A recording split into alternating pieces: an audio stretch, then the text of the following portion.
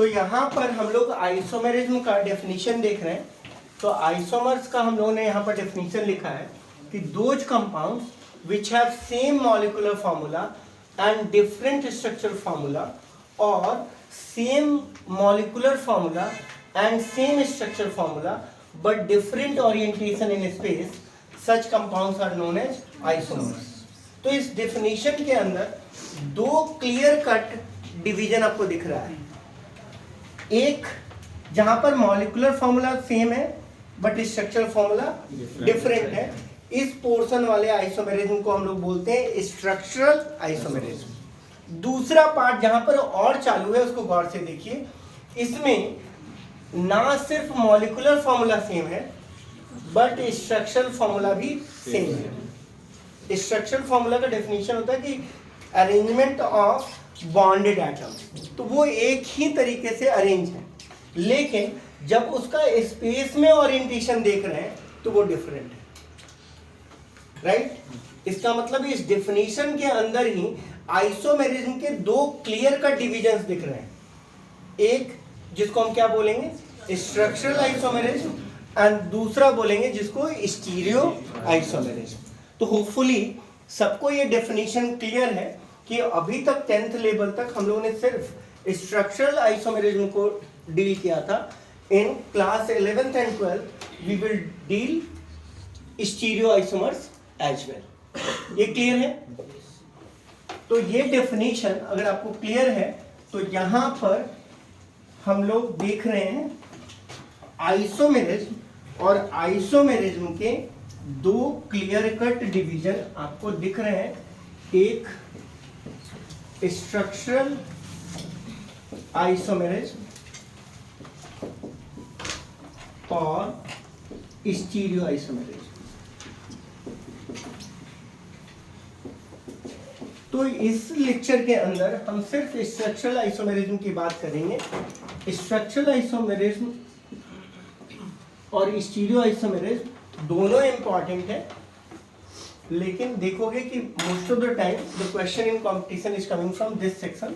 और stereo isomerism दो तरह का हो गया, geometrical isomerism and optical isomerism. यहां पर स्ट्रक्चरल आइसोमेरिज्म में हम लोग देखेंगे चेन आइसोमेरिज्म। देखो इसको बहुत ब्रॉडर फॉर्म में मैं लिख रहा हूं। अब चेन आइसोमेरिज्म है, उसके अंदर तुम देखोगे रिंग चेन आइसोमेरिज्म भी होता है, बट हम लोग बहुत ब्रॉडर क्लासिफिकेशन देख रहे हैं ताकि बहुत लेंदी नहीं हो जाए। फंक्शनल आइसोमेरिज्म,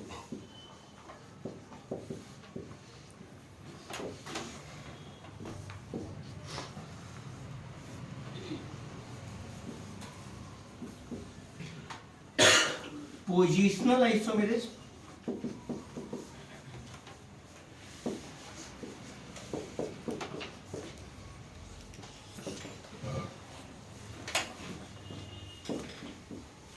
मेटामेरिज्म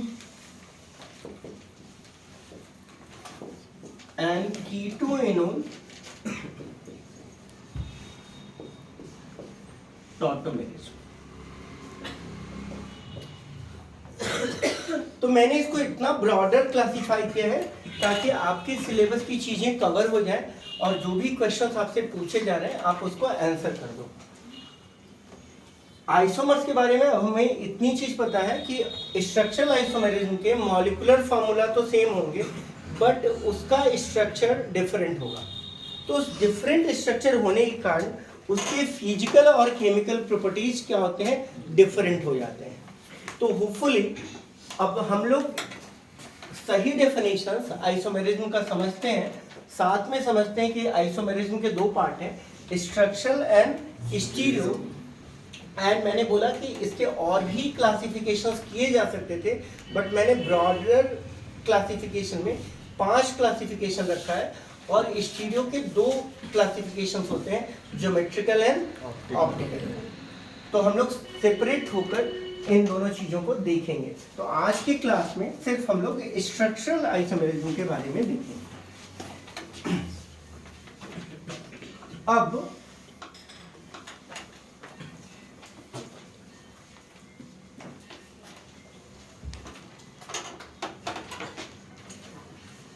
देखते हैं हम लोग चेन आइसोमेरिज्म। तो यहां पर जो भी इंपॉर्टेंट पॉइंट आएगा वो मैं आपको बताते जाऊंगा। तो सपोज कीजिए कि molecular formula is same,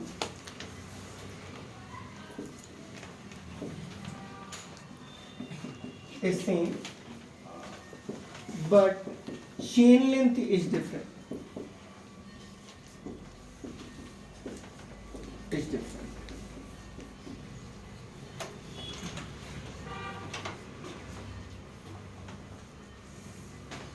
chain length जैसे अगर हम लोग लेते हैं C4H10,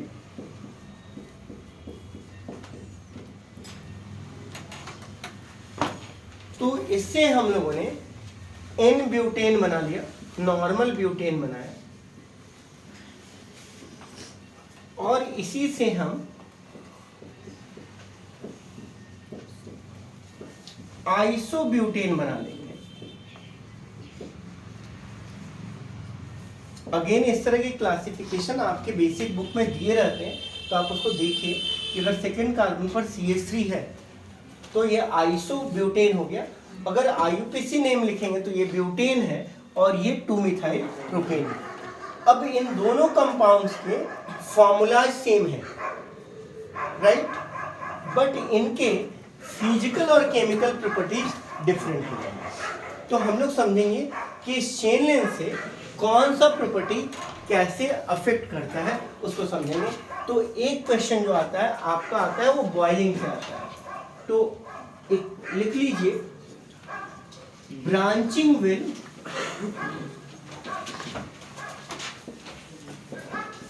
डिक्रीज बॉइलिंग पॉइंट।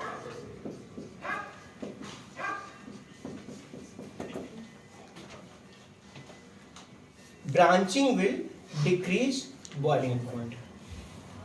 अब ये बॉइलिंग होता क्या है और बॉइलिंग किन किन फैक्टर्स पर डिपेंड करता है उसको भी हम लोग इसी के साथ पैरेलली क्विकली समझने का प्रयास करेंगे कि ब्रांचिंग से बॉइलिंग पॉइंट डिक्रीज क्यों करता है, राइट। तो यहाँ पर अभी हम लोग समझेंगे कि बॉइलिंग एक्चुअल में होता क्या है या बॉइलिंग के लिए हमें किस फैक्टर्स को ध्यान में रखना पड़ेगा। तो मैं यहाँ पर आपको एक सॉलिड का सिंपलेस्ट फॉर्म दिखा रहा हूँ कि एक सॉलिड है जो कि एक रेगुलर अरेंजमेंट में बंधा रहता है। तो एक सॉलिड का क्रिस्टल है जो कि एक रेगुलर अरेंजमेंट में है,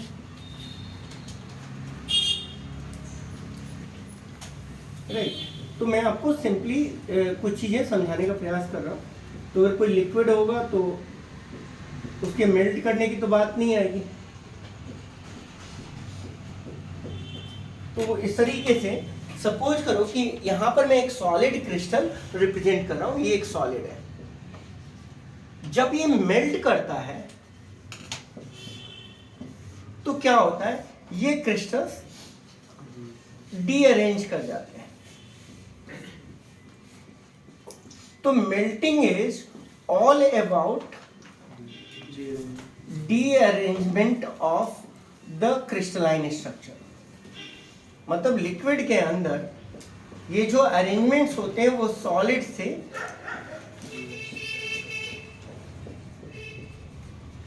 ज्यादा खराब हो जाता है। तो यहां से मेल्टिंग के लिए जो सबसे इंपॉर्टेंट पैरामीटर्स है, मेल्टिंग के लिए जो सबसे इंपॉर्टेंट पैरामीटर है वो है क्रिस्टल पैकिंग। मतलब अगर क्रिस्टल के अंदर पैकिंग अच्छी हो रही है तो मेल्टिंग पॉइंट ज्यादा होगा। अब क्रिस्टल पैकिंग ज्यादा कब होगी, जब चीजें सिमेट्रिकल होंगी कि अनसिमेट्रिकल होगा। इसलिए symmetry is one of the important factor for melting. तो more symmetrical substance symmetrical object will have the higher melting point. So we are discussing one of the factors. When something boils, क्या होगा, जो molecules हैं they overcome the intermolecular forces between them. तो जब उनकी boiling हो रही है तो अब मॉलिक्यूल के बीच में जो इंटरमॉलिक्यूलर फोर्स है वो ओवरकम हो गया. तो boiling is all about overcoming the intermolecular force.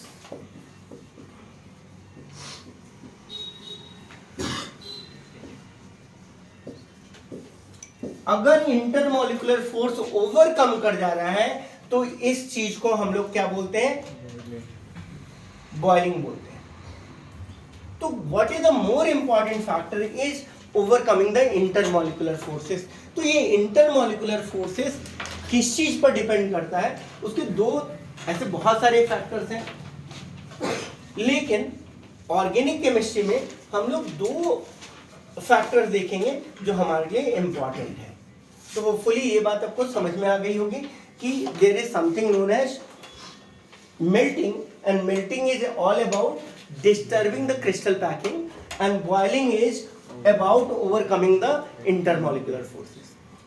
तो किसी भी कारण से अगर इंटरमॉलिक्यूलर फोर्स ज्यादा होगा तो वो बॉइलिंग पॉइंट ज्यादा होगा. तो वो वेरियस रीजन से हो सकता है.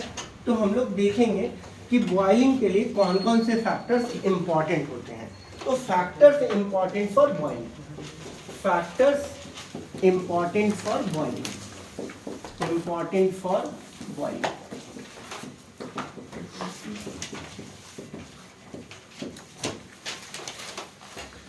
तो बेटा एक फैक्टर होता है वैन डर वाल फोर्स.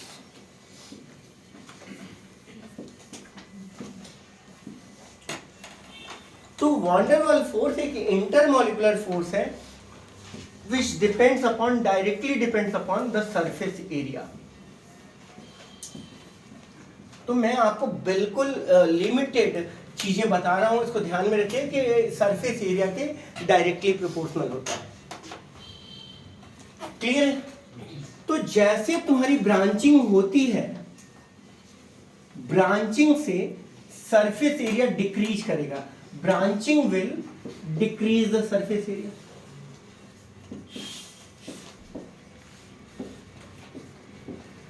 बात समझ में आ गई कि फैक्टर्स जो कि बॉइलिंग पॉइंट के लिए one of the factor important होता है वो वैन डर वाल फोर्स होता है जो कि directly proportional to surface area होता है. अब ब्रांचिंग से सरफेस एरिया डिक्रीज कर गया तो इंटर्न क्या हो गया, वैन डर वाल फोर्स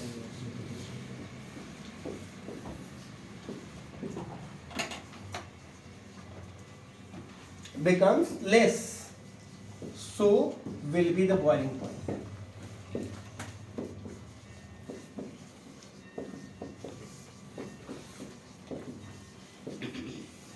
इससे बॉइलिंग पॉइंट हमारा कम हो गया क्योंकि surface area has been decreased, so boiling point will also decrease. अब यहां पर हाइड्रोकार्बन को आंसर करते समय आपको किस बात का ध्यान रखना है वो मैं आपको बताता हूं. Hydrocarbon deciding boiling point in alkanes.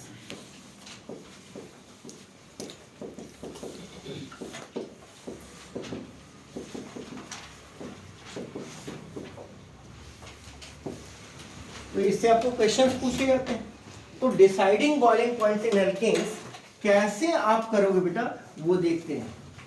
तो पहला है more the number of carbon atoms,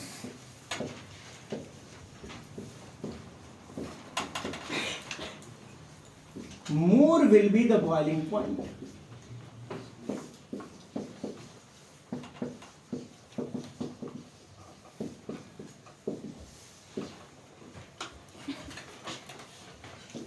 If number of carbon atoms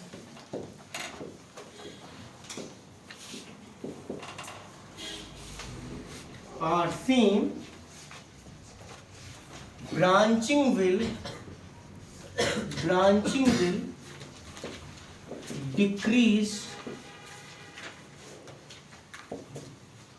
the boiling point.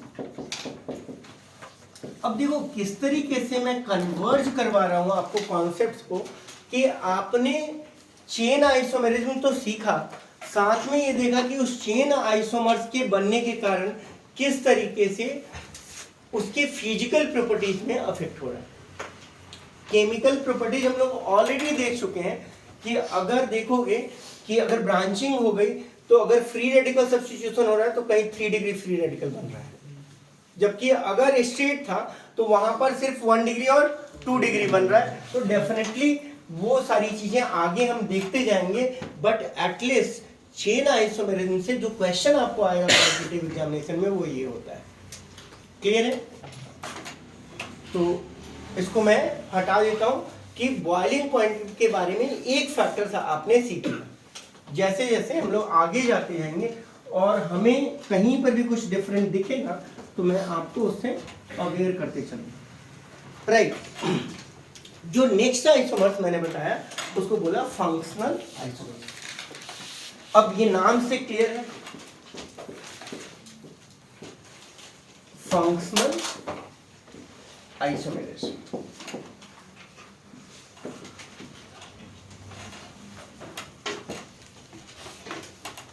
Compounds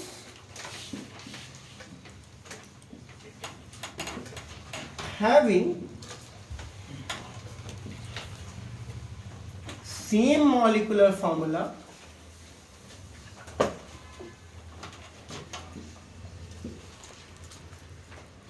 but different functional group.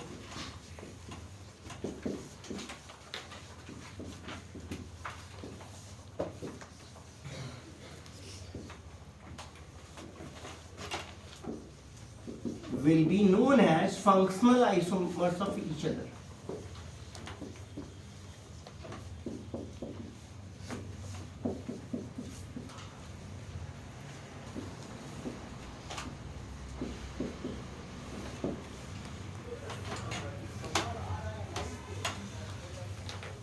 ये आपको क्लियर है कि यहां पर कंपाउंड का मॉलिक्यूलर फॉर्मूला सेम है बट उसका फंक्शनल ग्रुप ही डिफरेंट है।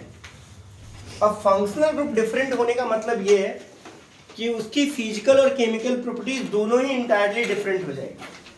जैसे मैं सबसे सिंपलेस्ट एग्जांपल लेता हूं जो कि आप बहुत आसानी से समझ पाओगे क्योंकि कल के क्लास में हमने डिस्कस किया। तो आपको ये ध्यान में रखना है, ये एक एक क्लास को ना अगर आप रिवाइज करते चलोगे तो बहुत आसानी से आप उतनी सारी चीजें आंसर कर पाओगे जो मे बी कि आपने पहले नहीं देखा। ये कंपाउंड है जिसका फंक्शनल ग्रुप है OH और OH अल्कोहल, राइट? इसका नाम हो गया एथेनॉल, है ना? एथेनॉल। ये हम लोगों ने आराम से देख लिया, ये एथेनॉल है। अब CH3OCH3 ये क्या है? ईथर। दोनों का अगर हम लोग मॉलिक्यूलर फॉर्मूला देखें तो C2H6O है।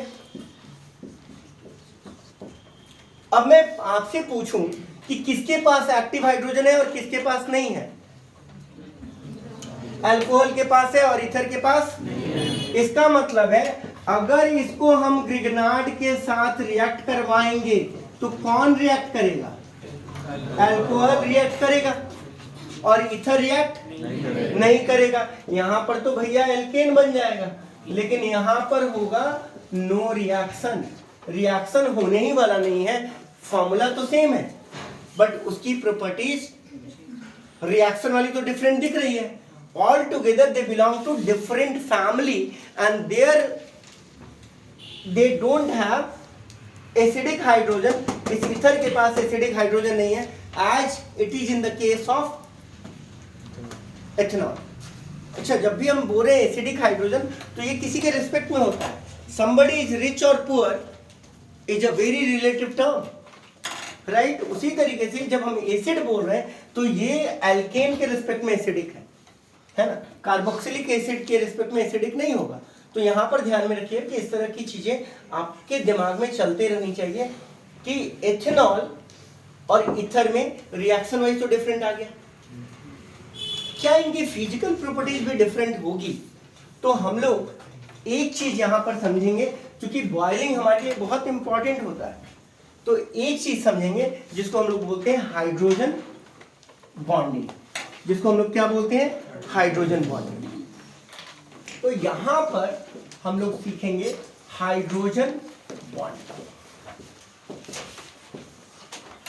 तो first thing first, hydrogen bonding कहां पर होगा ये पहचानना बहुत ही आसान है। हाइड्रोजन बॉन्डिंग सिर्फ फोन के पास होता है ना, बिना फोन के आजकल तो बॉन्डिंग होती ही नहीं है। तो हाइड्रोजन बॉन्डिंग कहां पर होगा? फोन के पास।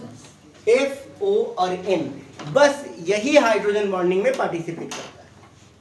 अब होता क्या है बेटा कि अगर H2O है तो इस पे डेल्टा प्लस आ गया और इस पे डेल्टा माइनस आ गया, इस पे भी डेल्टा प्लस आ गया। अब ये मॉलिक्यूल है राइट, तो ये दूसरा मॉलिक्यूल के H के साथ बॉन्ड बना लेगा।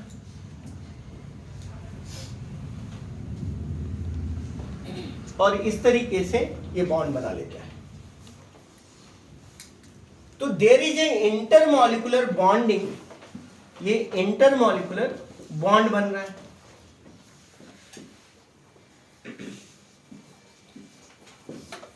किसके बीच में? इंटरमॉलिक्यूलर बॉन्ड बन रहा है। किसके बीच में? O of one molecule and H of another. अगर तुमसे कोई पूछे कि एक मॉलिक्यूल वाटर का कितने दूसरे वाटर मॉलिक्यूल के साथ हाइड्रोजन बॉन्डिंग पार्टिसिपेट कर सकता है या बना सकता है, तो उसका आंसर होता है number of H plus number of lone pairs. One molecule will have that many hydrogen bonds.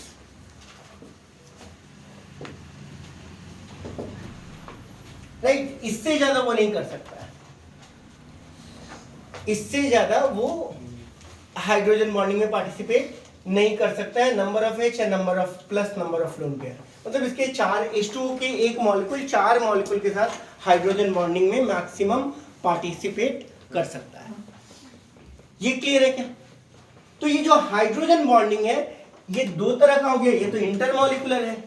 अब इंटरमॉलिक्यूलर फोर्सेस को ओवरकम करना है, उसी को तो क्या बोलते हैं? Boiling point. इसलिए जहां पर भी हाइड्रोजन बॉन्डिंग देखोगे, और ये इनऑर्गेनिक में आपको पढ़ाया जा चुका होगा, तो हाइड्रोजन बॉन्डिंग विल, और कौन सा hydrogen bonding? Intermolecular hydrogen bonding will increase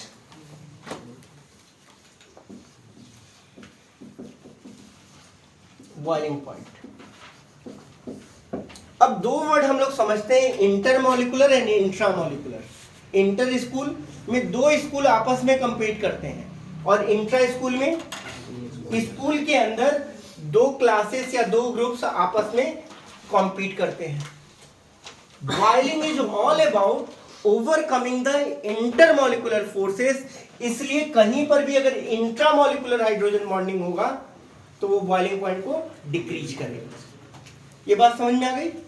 तो यहां पर मैं इसको हटा देता हूं और मैं बताता हूं कि इंट्रामॉलिक्यूलर हाइड्रोजन बॉन्डिंग आपको कैसा दिख सकता है, how it will look like. तो जैसे आपसे पूछेगा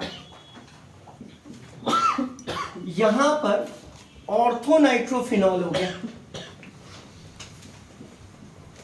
अब इसके बीच में जो हाइड्रोजन बॉन्डिंग होगी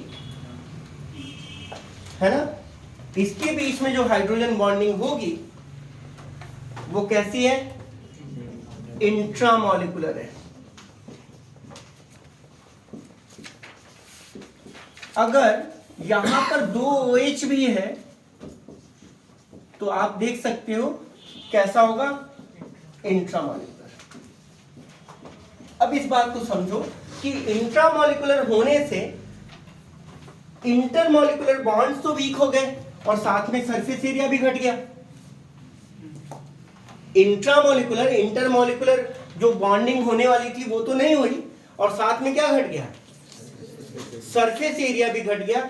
इसलिए हम लोग लिखेंगे intramolecular hydrogen bond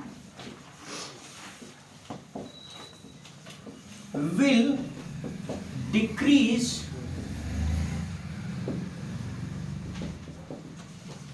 boiling point. Intramolecular hydrogen bond will decrease the boiling point. Boiling point घट जाता है अगर इंट्रामोलिकुलर हाइड्रोजन बॉन्डिंग हो। अगर मैं आपसे सीधा क्वेश्चन पूछूं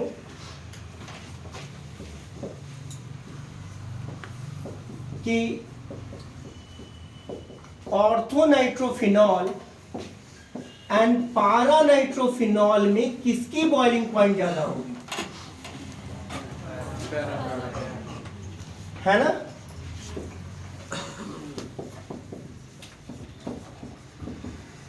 क्योंकि इसके बीच में इंट्रामोलिकुलर होगा और उल्टा ये दूसरे OH के साथ या दूसरे NO2 के साथ बॉन्डिंग करेगा तो इंटरमोलिकुलर करेगा। And that is why the orthonitrophenols are steam volatile. Steam volatile का मतलब है उसको गर्माओगे तो उड़ जाएगा। कम टेम्परेचर पे अगर जो उड़ जा रहा है वो हमारा स्टीम वोलाटाइल हो गया। इसलिए ऑर्थोनाइट्रोफिनॉल और पारानाइट्रोफिनॉल में या इवन मेटानाइट्रोफिनॉल में सबसे कम बॉइलिंग पॉइंट किसका होगा, ऑर्थोनाइट्रोफिनॉल का होगा। And this is the another physical properties which are getting affected due to the presence of different functional group, right? तो यहाँ पर हम लोग आगे चलकर जब भी इस तरह के कंपाउंड्स को देखेंगे तो टाइम एंड अगेन कुछ कुछ बातें और करते रहेंगे। But at this point of time आपको क्लियर है कि फॉर्मूला तो सेम था, इसके बावजूद उसके केमिकल और फिजिकल प्रॉपर्टीज इसलिए डिफरेंट हो गए क्योंकि they had two different type of functional group, right? Now let's go to the another isomerism that is called as positional isomerism.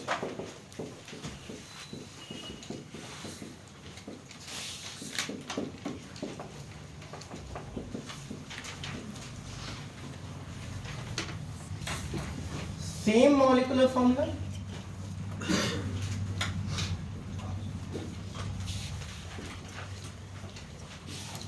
as well as same functional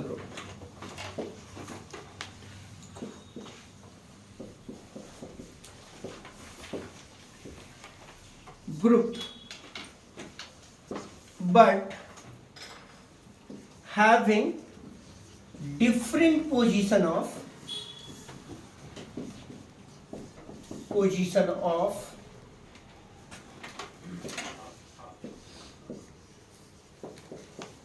functional group will be termed as positional isomerism. Positional isomers है ना, and the phenomenon will be termed as positional isomerism. अब यहाँ पर क्या हो रहा है कि पिछले केस में हमारे फंक्शनल ग्रुप डिफरेंट थे, अभी फंक्शनल ग्रुप सेम है और उसका पोजीशन जो है वो डिफरेंट है। The position of the functional group is different. Let me just take this particular case. ये सबने नोट कर लिया कि सेम मॉलिक्यूलर फॉर्मूला है, उसका फंक्शनल ग्रुप भी सेम है, बट पोजीशन जो है उसका डिफरेंट है। Just let me take a very very simple example. जैसे मैंने ले लिया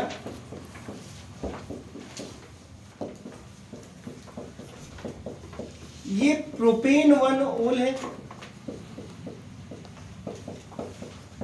समझ रहे हो? स्ट्रेट चेन है, 3 कार्बन है तो 3 के लिए प्रॉपर वर्ड आ गया, डबल बॉन्ड कहीं नहीं है इसलिए ANE आ गया, और अल्कोहल के लिए OL आ गया। हमेशा ध्यान में रखो, काजोल एंड काजल है ना, दोनों में बहुत डिफरेंट एक अल्कोहलिक है और एक एल्डिहाइड है ना। तो हमेशा इस तरह की चीजें आपको ध्यान में रखनी है। तो आपको OL मतलब अल्कोहलिक हो गया, तो प्रोपेन 1 ओल है, राइट। अब अगर हम लोग इसी OH को यहां कर देंगे तो ये क्या हो जाएगा, प्रोपेन 2 ओल हो जाएगा। अब इसके फिजिकल प्रॉपर्टीज कैसे डिफरेंट होंगे और इसका रिएक्शन कैसे डिफरेंट होगा, इसको समझते हैं। देखो, हाइड्रोजन बॉन्डिंग में ये ज्यादा आसानी से पार्टिसिपेट करेगा, क्योंकि इसका ये लोकेशन देखो जहां OH है ना, यहां पर सराउंडेड हो गया है। दूसरा चीज क्या देख रहे हैं कि देखो इसमें भी ब्रांचिंग हो रही है ना, तो ब्रांचिंग से थोड़ा ही स्फेरिकल होते जा रहा है ना। तो यहां पर क्या हो गया कि 1 प्रोपेनॉल का बॉइलिंग पॉइंट 2 प्रोपेनॉल से क्या होगा, ज्यादा होगा। ये बात समझ में आ रही है कि नहीं है? कि जैसे जैसे हमारी ब्रांचिंग हो रही है, दो दिक्कतें आएंगी यहाँ पर। एक तो वंडरवॉल फोर्स कम हो रहा है, और दूसरा जब हाइड्रोजन बॉन्डिंग के लिए कोई आएगा ना, तो यहाँ पर दो मोटू मोटू लोग खड़े हैं, है ना। इसमें क्या हो गया बेटा, इसकी बॉइलिंग पॉइंट ज्यादा हो गई। बॉइलिंग पॉइंट के टर्म में तो ये हम लोगों ने आंसर कर दिया।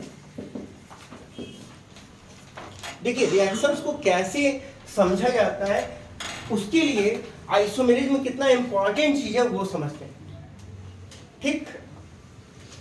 अब अल्कोहल का डिहाइड्रेशन होता है, dehydration of alcohols. What is the major difference you will find in these classes? This is GOC via reaction. This is not a plain GOC कि आए और बैठ के 70, 80, 100 पन्ने लिखवा दिए, एसिडिक स्ट्रेंथ के हजारों क्वेश्चंस करवा दिए। We are not doing that, we are developing the concept. Questions हम लोग आराम से कर सकते हैं। तो जब इसको कॉन्क H2SO4 के साथ रिएक्शन करते हो ना, तो ये 180 डिग्री सी पर कुछ भी ऐसा रख लेते हैं, ये एल्कीन बना देता है। ये 180 डिग्री सी पर एल्कीन बना देता है, मतलब अल्कोहल डिहाइड्रेट कर जाता है। इस वर्ड में किसी को शायद ही कोई डिफरेंस मतलब पता नहीं होगा। डिहाइड्रेशन का मतलब है वाटर निकालना। अब ये होता कैसे, उसको क्विकली हम लोग देख लेते कि ये होता कैसे, then I will be able to answer for the reactivity of dehydration in this particular case. तो देखो, सपोज करो कि हम लोगों ने ये लिया, जब H2SO4 डाल रहे हैं तो पहले ये OH प्रोटोनेट कर गया और CH3CH2OH2 प्लस बन गया। ध्यान देना, ये OH के पास क्या चला गया, H प्लस। दिख रहा है क्या?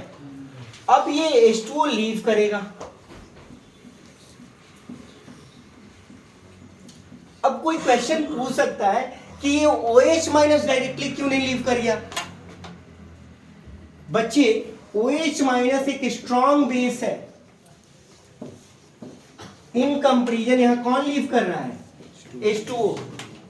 H2O एक वीक बेस है, एटॉल ये तो एम्फोट्रिक होता है। Stronger a base, bad living group it will B. So protonation makes a bad leaving group into a good leaving group. ये बात समझ में आ रही है क्या? OH माइनस एक खराब लिविंग ग्रुप था, आपको मैंने एक लाइन लिखवाई, stronger the acid weaker the conjugate base, weaker a base better leaving group it will be. OH minus being a strong base is a bad living group. So dehydration cannot go via OH minus का expulsion, and that's why it goes via protonation minus H2O, right? And after that this H plus loses out and we got something like, तो class 10 से reaction पढ़ रहे हैं, class 10 से reaction पढ़ रहे हैं कि एथेनॉल को कॉन्क H2SO4 के साथ रिएक्शन करवाएंगे तो डिहाइड्रेट कर जाता है और क्या बनता है, ethene. Ladies and gentleman, we have a positional isomerism, we have a positional isomerism, and you need to tell me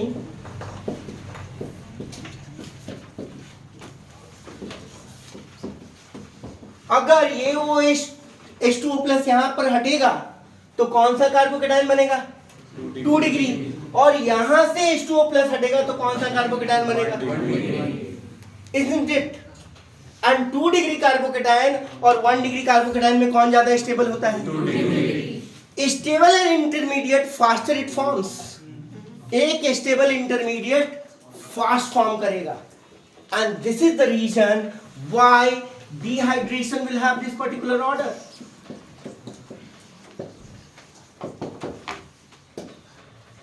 three degree, 2 degree, 1 degree, and even this will not go for, इसके पास choice ही नहीं है, जाएगा ही नहीं।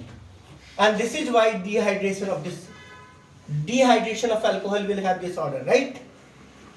So in that case, when we took this particular example, अगर आपसे पूछता कि दोनों तो भैया सेम ही है ना, ये 2 प्रोपेनॉल है, ये 1 प्रोपेनॉल है, इसमें रेट ऑफ डिहाइड्रेशन किसका ज्यादा होगा? तो just because of position 2 degree propanol, 2 propanol will have higher rate of dehydration in comparison to 1 propanol. Both are alcohol. Reaction conditions are same, but still हम लोग बोल सकते हैं कि 2 propanol is greater than 1 propanol for rate of dehydration.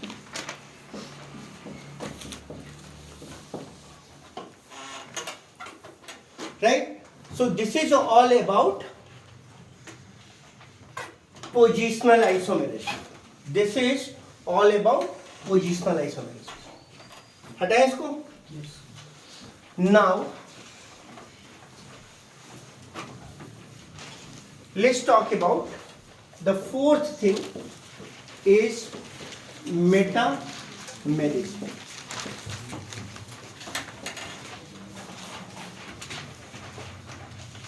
So metamerism will be shown by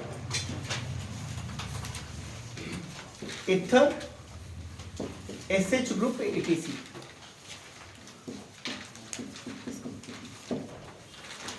देखो ether की कहानी क्या है कि सपोज करो तुमने ये ईथर लिया,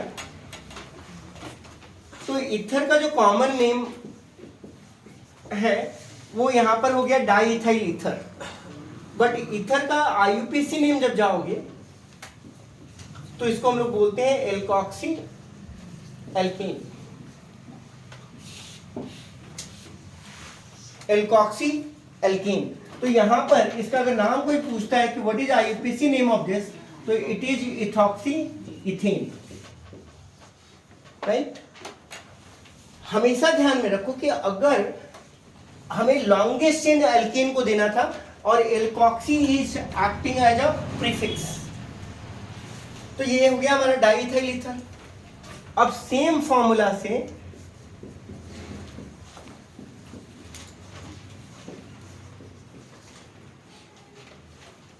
तो ईथर के अराउंड अगर चेन लेंथ देखें तो वो डिफरेंट है, बट फॉर्मूला सेम है। इसका नाम क्या होगा बेटा? Methoxy propane. तो लोगों ने इसको क्यों डिफरेंट रखा, वो उसका रीजन बड़ा सिंपल है बेटा, कि यहां पर फंक्शनल ग्रुप के नाम पर हमारा सेकेंडरी सफिक्स आ ही नहीं रहा है।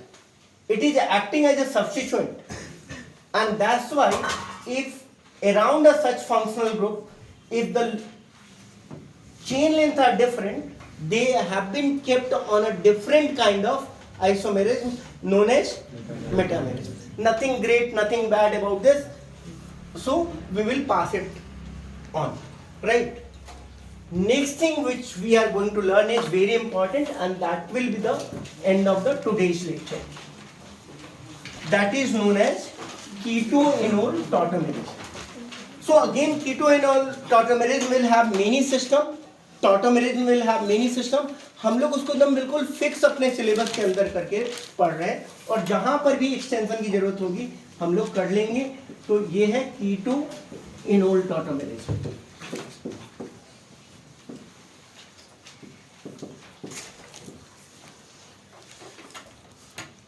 तो इसको फंक्शनल आइसोमर्स में भी रख सकते थे बेटा, लेकिन ये थोड़ा डिफरेंट है.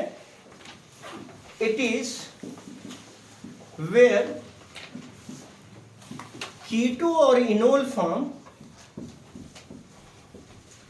Exist in dynamic equilibrium. तो मैं बहुत सिंप्लीफाई करके आपको ये लिखवा दूंगा, तो कभी भी आपको आंसर करते समय डाउट नहीं होगा. तो it is where keto enol form exist in dynamic equilibrium. तो यहाँ पर पॉइंट वाइज लिख लेंगे और किसी भी कॉम्पिटिटिव एग्जामिनेशन के अंदर आपको आंसर करने में बहुत ज़्यादा दिक्कत नहीं होगा. तो यहाँ पर लिखेंगे when to think about keto enol टॉटोमेरेज.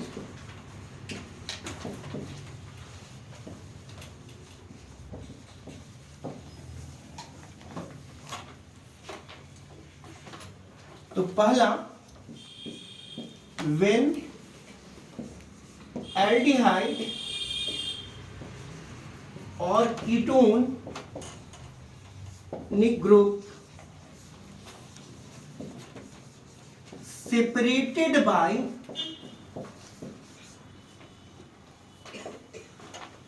single bond from extractable CH bond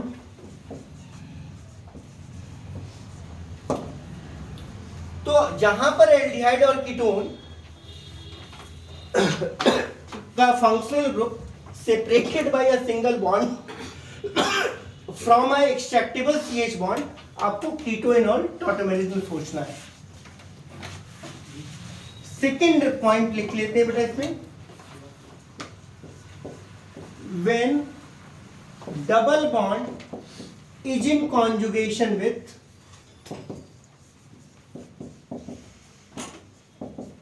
conjugation मतलब समझ रहे ना, separated by a single bond, ठीक है, with OH bond, think of keto enol टॉटोमेरेज.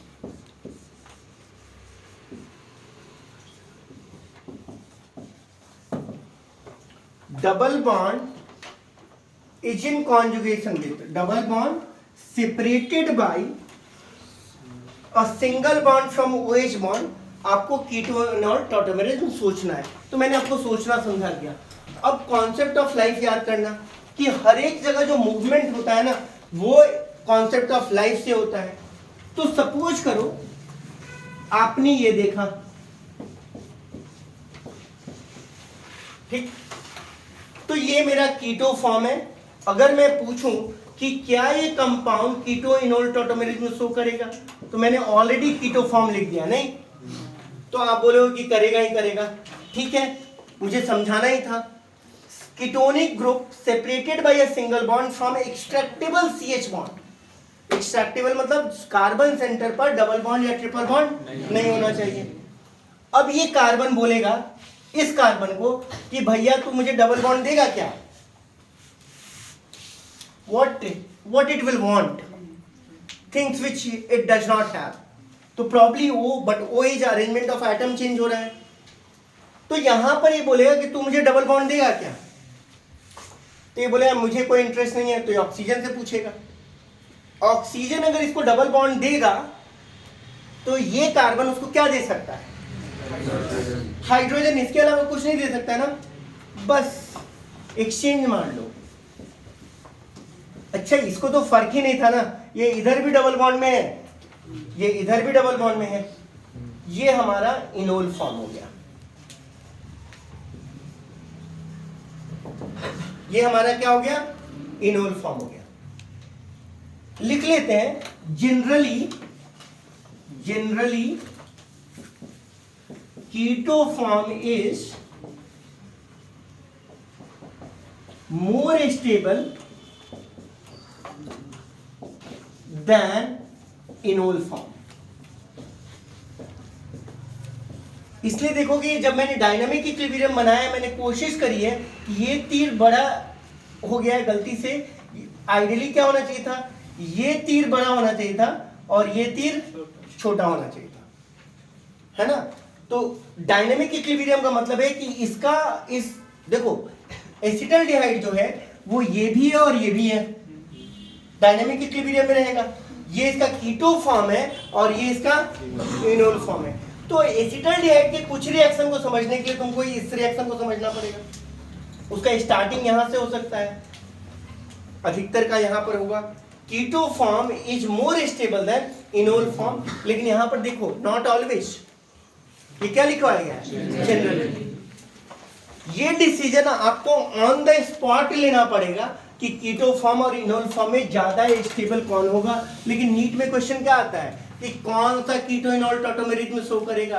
भैया रट लीजिए, डबल बॉन्ड ओ एल्डिहाइड और कीटोन का separated by a single bond from extractable CH bond, it will show keto enol tautomeric.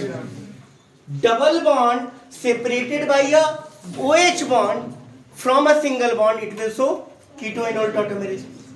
अगर आपसे कोई पूछे कि ये स्टेबल है कि इसका कीटो फॉर्म स्टेबल है, आप क्या बोलोगे, इज दिस स्टेबल और इसका इनोल फॉर्म ज्यादा स्टेबल है। जरा गौर से देखो कि इसका इनोल फॉर्म क्या होगा। ये कार्बन को बोलेगा कि यार मुझे तो डबल बॉन्ड देगा क्या, इस कार्बन के पास बहुत वैलिड रीजन है डबल बॉन्ड का। अगर इस कार्बन को डबल बॉन्ड मिल जाएगा तो ये रिंग एरोमेटिक हो जाएगा। तो जैसे ये उससे डबल बॉन्ड लेगा ना, क्या हो रहा है, क्या बन जा रहा है। तो here enol form is more stable than keto form.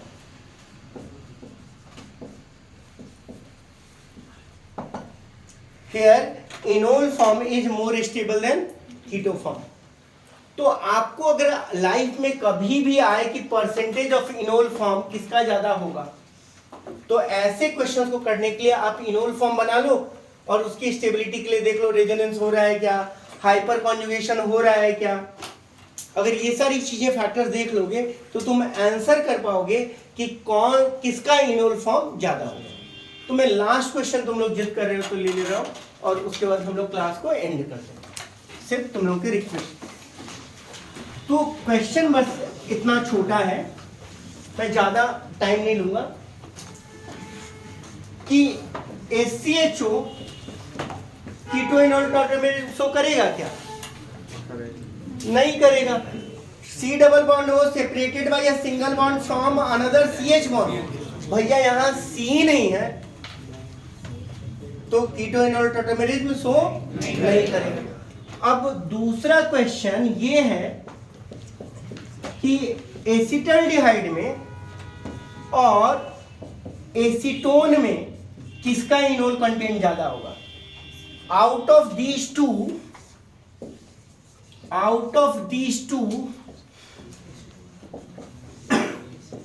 which one has more enol content?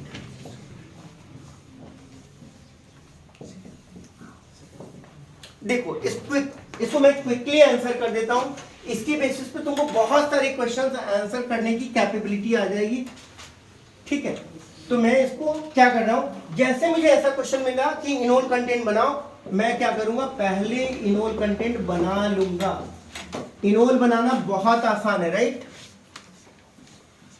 ऐसे बना लो, इसका H उसको दे दिए, इसका डबल बॉन्ड ले लिए, एक्सचेंज हो गया, नहीं कोई दिक्कत है क्या किसी को। अब इसका बनाना होगा तो और भी आसान हो गया।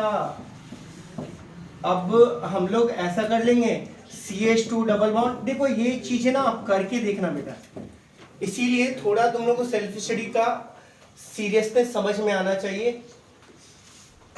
कि व्हाट मेड डिफरेंस, कि almost every year we were close to 100 in JEE advance in chemistry, every year starting from 2009, 109, 2010 113, इस साल हाईएस्ट वाज इन केमिस्ट्री 41.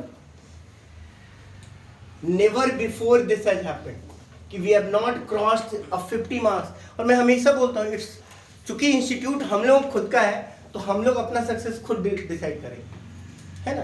तो इस चीज को ध्यान में रखो कि जब 2009 में हम लोग मात्र 7 महीने पुराने इंस्टीट्यूट थे तो केमिस्ट्री का हाईएस्ट 109 और फिजिक्स का हाईएस्ट 94 था जी एडवांस. आज 13 साल के बाद, 12 साल 15 साल के बाद हम लोग काउंट करना पड़ रहा है कि फिजिक्स का हाईएस्ट 32-37 है तो उसका 41 है तो उसका 45 है, ऐसा करना पड़ा. Not even worth mentioning. मतलब पहले साल होता तो लगता कि अच्छा ऐसे ही मार्क्स आते हैं. 7 महीने में हम लोग 7 मंथ ओल्ड इंस्टीट्यूट, और उस साल IIT शायद 3 अप्रैल को हुआ था, 3 या 4 अप्रैल को हुआ था. And we started this institute in August. तो अब जोड़ लो, अगस्त सेकेंड हाफ में, सितंबर अक्टूबर नवंबर दिसंबर जनवरी फरवरी मार्च, बस. एंड 109 और 94, this was the score. Clear है क्या यहाँ पर? अब आज करो क्वेश्चन, क्या इसके पास कॉन्जुगेशन है? डबल बॉन्ड ही नहीं है तो कॉन्जुगेशन तो नहीं है, मतलब डबल बॉन्ड तो नहीं है. हाइपर कॉन्जुगेशन है क्या? Double bond separated by CH bond नहीं है. This enol form is neither stabilised by resonance nor by hyperconjugation. Yes और no? But when you come to this, how many hyper conjugated structure is there? 3. So this enol form is stabilized by 3 hyper conjugated structure, right? So what do you think? This should be more in number, because ये अगर बना रहे हैं तो sure है कि कम से कम कुछ ज्यादा स्टेबल बन रहा है. एंड इसीलिए enol content of CH3 COCH3 is more than CH3 COH. Right. So what I am able to achieve is